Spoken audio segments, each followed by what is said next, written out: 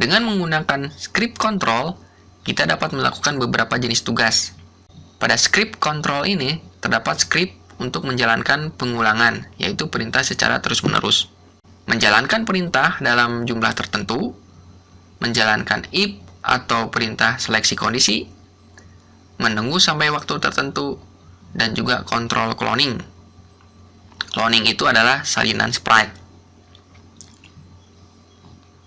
Contoh, kita masukkan sprite penyihir dan petir.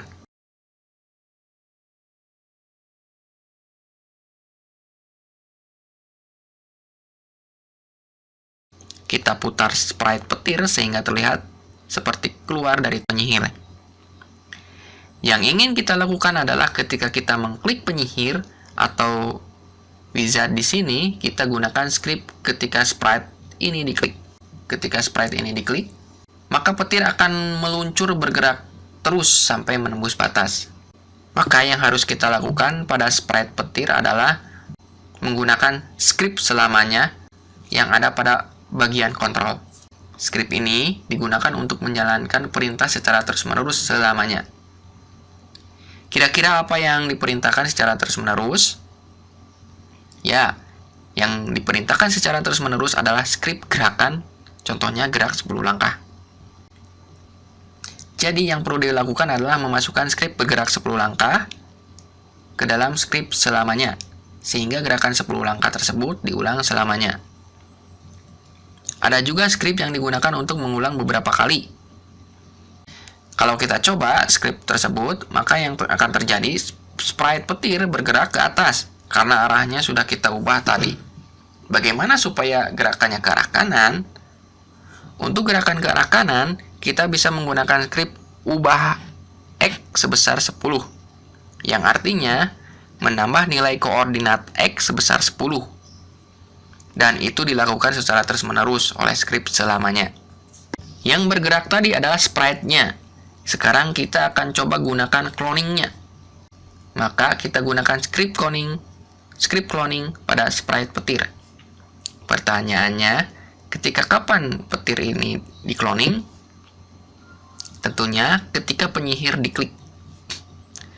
Maka yang kita lakukan pada sprite penyihir adalah menambah script atau perintah buat clone dari petir.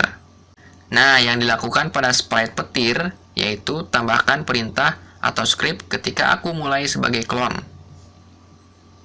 Selanjutnya, clone tersebut diperintah untuk bergerak ke kanan secara terus-menerus. Jika kita klik penyihir, maka akan terbentuk clone petir yang kemudian bergerak terus-menerus ke kanan. Klik lagi penyihir, maka akan terbentuk lagi clone dan bergerak ke kanan. Jadi sudah bisa kita lihat yang bergerak ke kanan adalah cloning-cloningnya, bukan sprite petir aslinya. Karena sprite petir aslinya diam saja seperti yang kita lihat. Untuk menyembunyikan sprite aslinya, kita bisa gunakan script sembunyikan pada sprite petir di bawah ketika tombol bendera hijau diklik.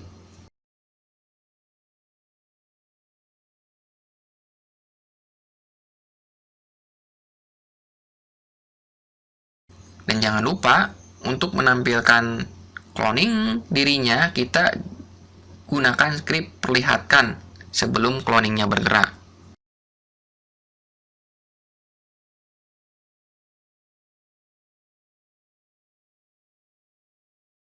Jangan lupa kita simpan hasilnya dengan nama kontrol, misalkan. Sampai di sini, kita sudah menggunakan script kontrol, pengulangan, dan cloning yang digabung dengan script perintah lainnya, sehingga bisa membuat sebuah game sederhana.